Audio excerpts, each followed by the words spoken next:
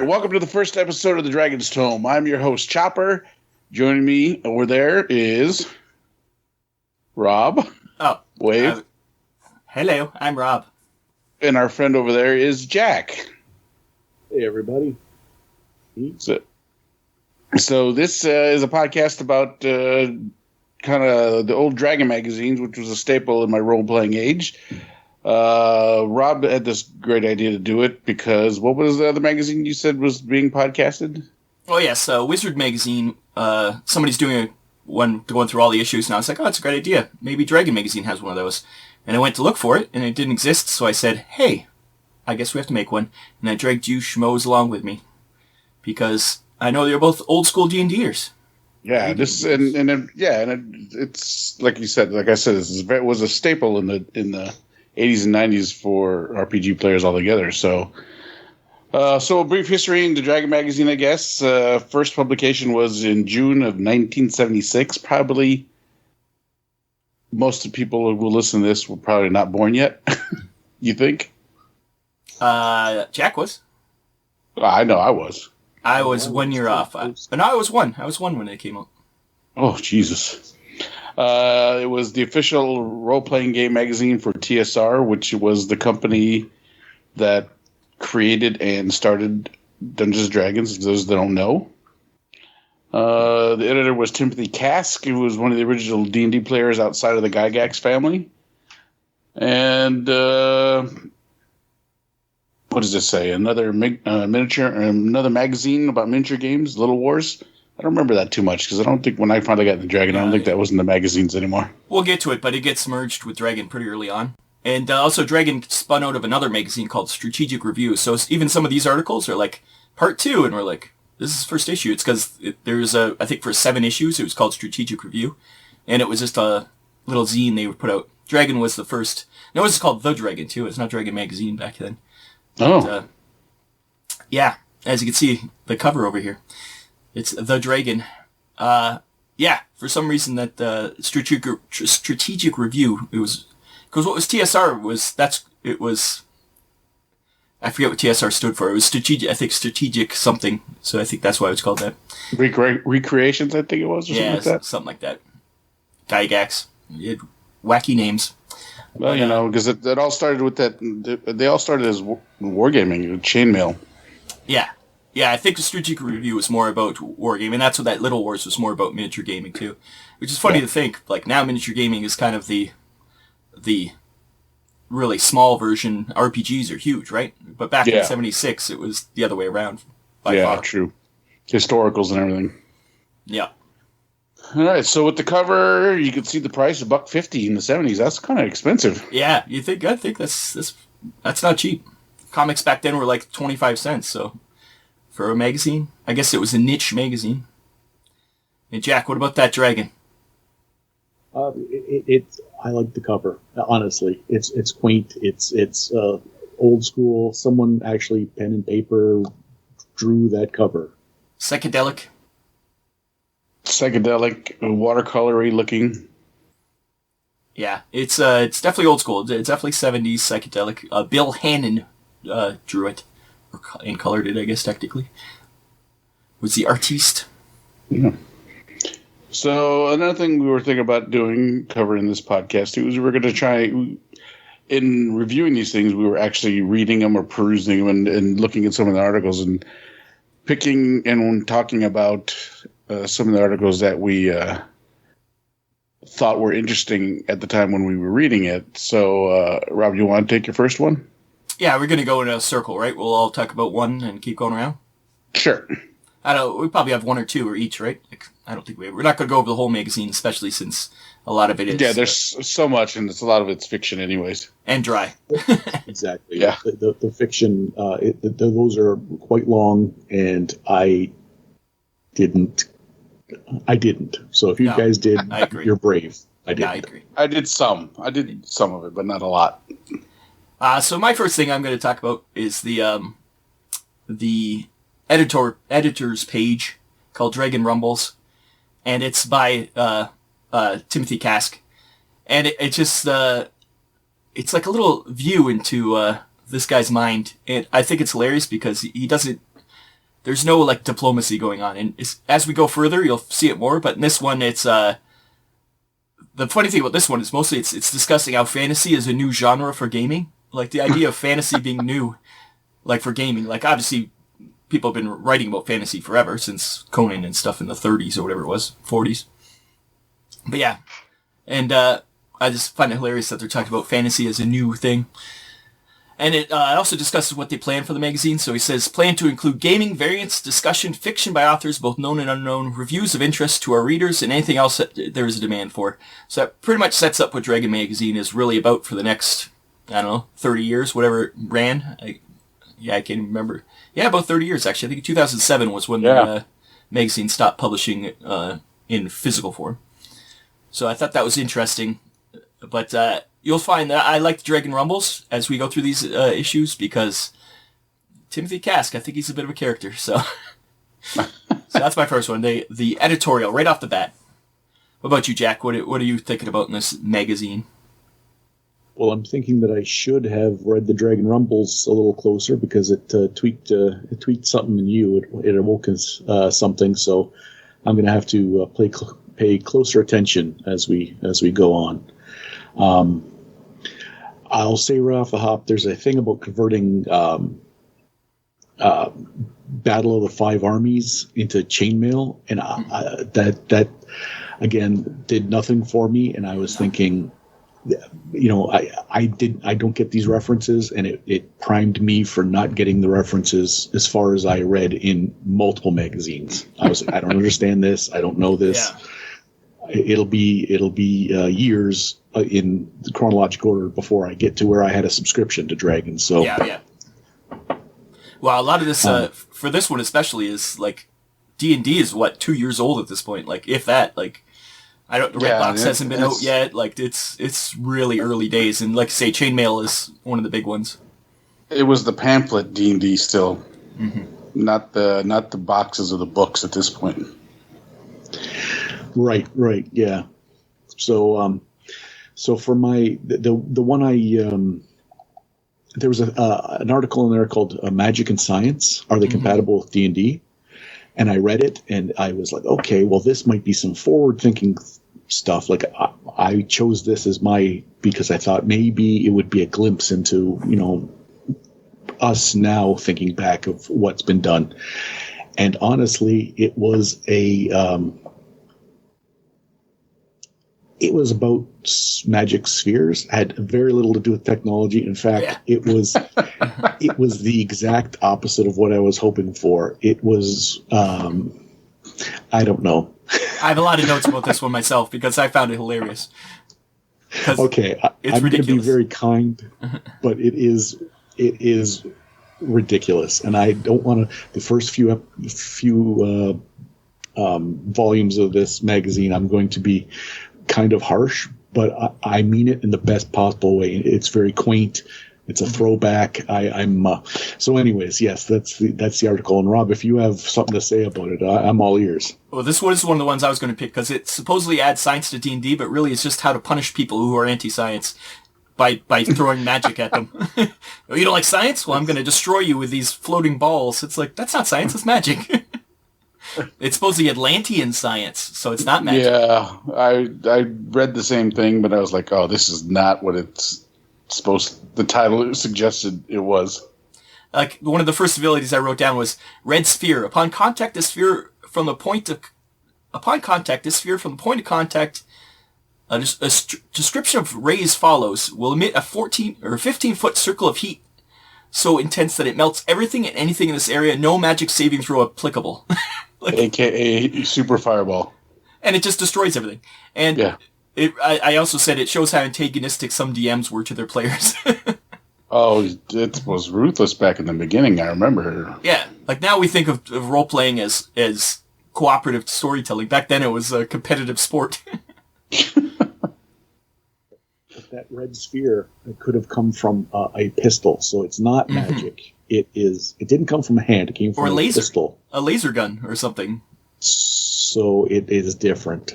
Yeah, it's just an insane article. James M. Ward, you're an insane person. This is not magic and science, it's magic versus magic.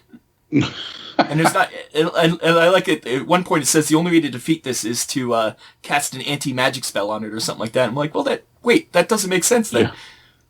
And then, but it destroys it for good though when you do that. Yeah, this is so weird. Oh, about you, Pat? What was the one you were thinking of? Well, so like Jack, this article caught my attention because I knew AD&D wasn't out yet, and because I had just bought those Old Essential books with the AD&D version of the Old Essential classic Old School books. Essential, yeah, that's right. Old School Essentials. So, the how to use non-prime requisite character attributes was what really struck my attention. It was how to use your character attributes to figure out how they would do kind of offshoot things. So nowadays we play percentage RPGs where you have all the different skills. Yeah, like Call of Cthulhu or something like that. Yeah, but when AD&D came out, you only had the 7, strength was 6 attributes, and then you had to say, well, if I want to jump across this bridge, what do I got to do to say if I do it? Well, then you would say your dexterity roughly. So this allows you to make a percentage. It shows how to, quote unquote, make a percentage, calculate a percentage of success based off their main attributes. Yeah. Some of it's a little off, but... Yeah, I was just going to say, it seems overly complicated. You made it sound easier than this person wrote. Well, it is easier than he wrote. This Wesley Ives guy, he made it a lot more, but once you start to peel back the layers, you can... And some of the charts are a little more forgiving than I would make them, honestly.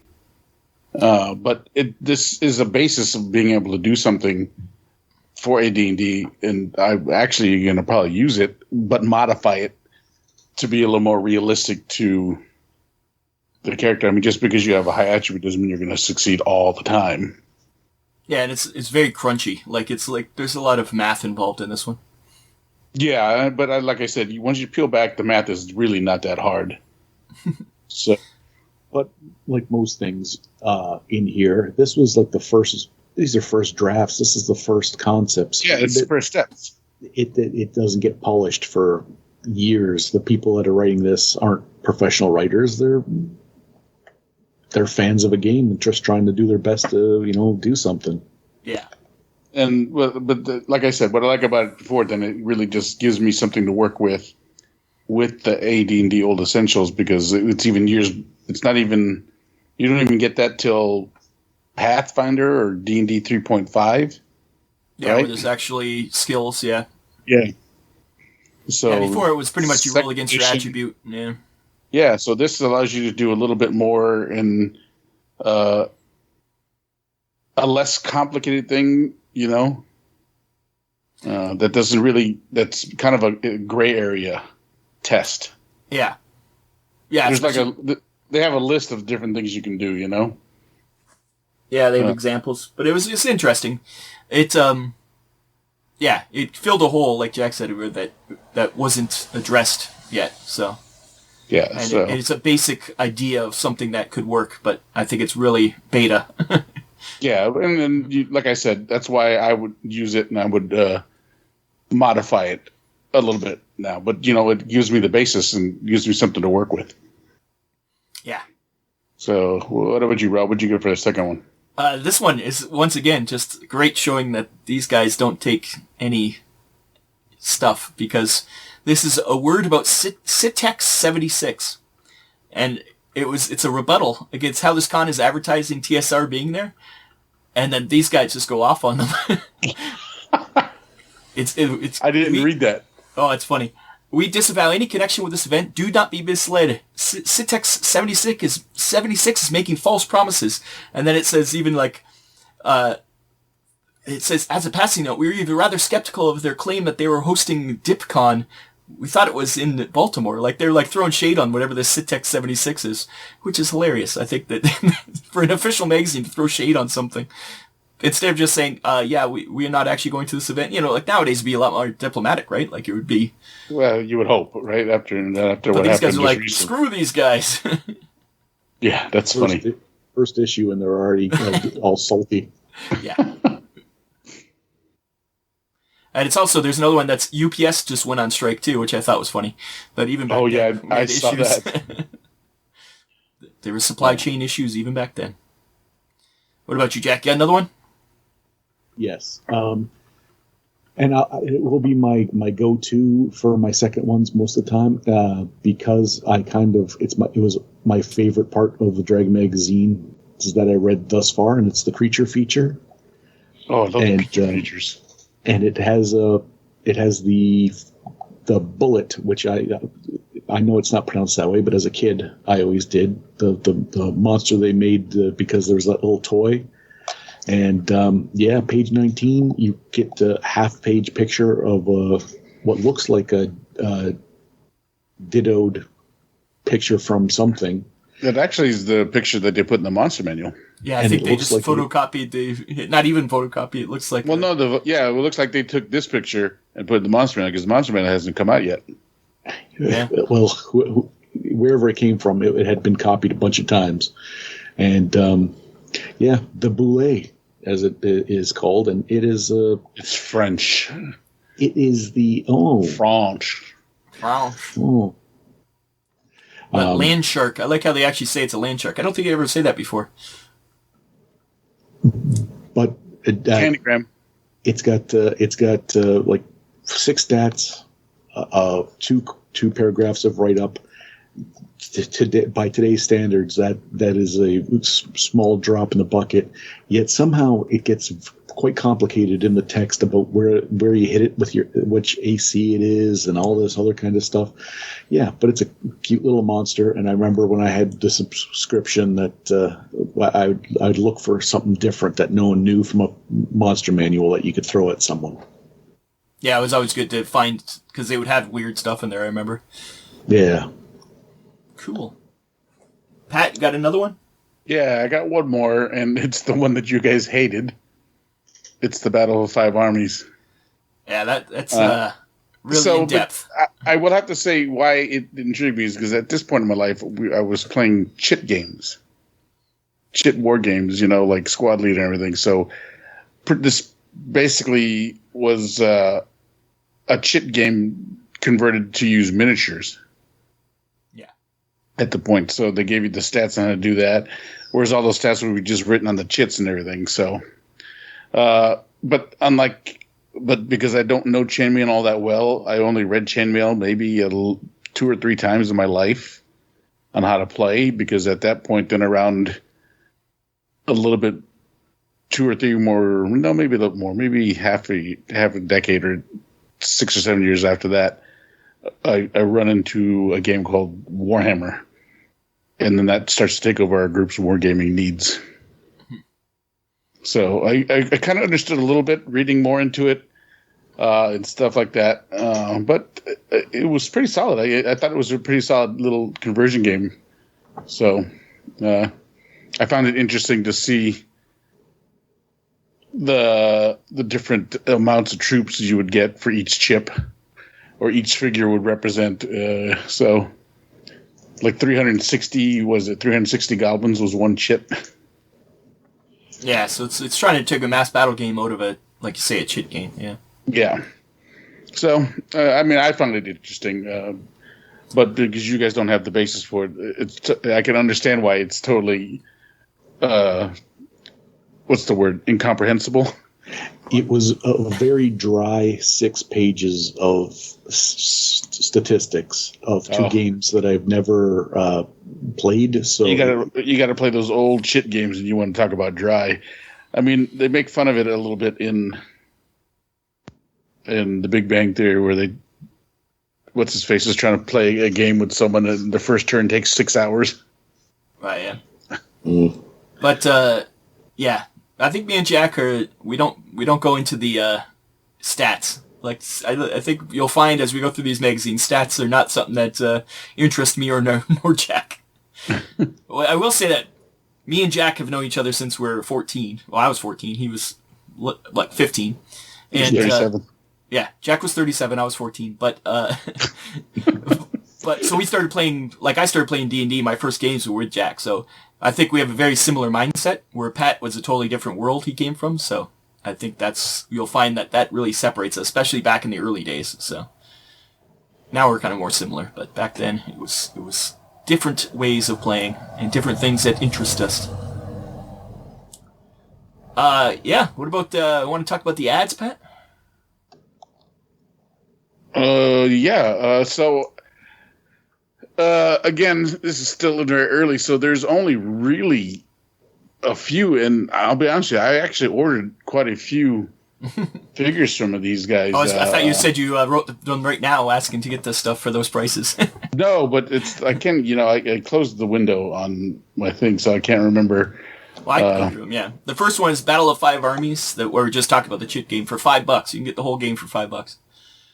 And I do like how in this Battle of Five Armies, they never mention Tolkien.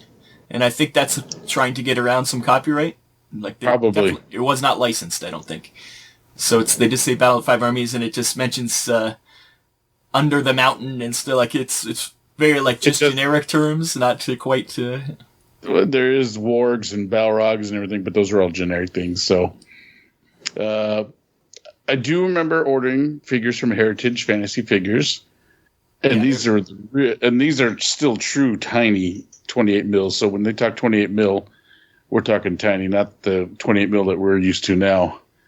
And miniature figurines, that was out of New York, I think. That was a huge distributor of miniatures back in the day. Yeah, minifigs, yeah, for sure. That's one I remember for sure. Well, I hope that some of these issues here, I don't choose articles. I do choose ads for my what I wanted to highlight. So, it's gonna get wild. It's gonna get wild with those ads in about two episodes. Well, I do like the mention of the Gen Con. What Gen Con was it? Is it 9 in issue 1? Yeah, it's 9. Yeah, and it's all more wargaming than is RPG gaming, as you compare it to the Gen Con of now, which is the one we just did. Yeah. 51? I forget. Yeah, I think it was, yeah. But it's amazing how small scale it is, first of all. Like, I think in the second issue we'll talk about that. But it's also $450 in prizes. Ooh. And Fritz Lieber was the main guest, which is kind of cool. He's Fafhrd and the Grey Mouser fame. Yeah, the Lankbar world. And which is where this magazine is where I learned about Lankbar and then started reading his books. And I was like, oh, these are really good books. Yeah, there's also at Gen Con, there was a 64-man elimination tournament for D&D to determine best of each class. Like, it was like D&D was a competitive sport back then, which is weird. It was a battle royale. Yeah. So there you go. So I think that covers mostly everything, eh?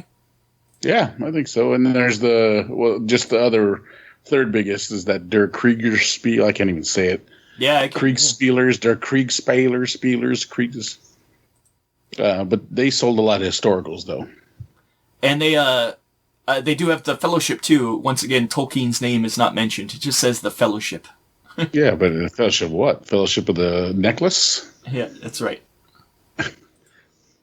So, yeah, I think that about covers the magazine. We're trying to keep it short and sweet to get through each issue. 400 issues we got to go through. Yeah, so...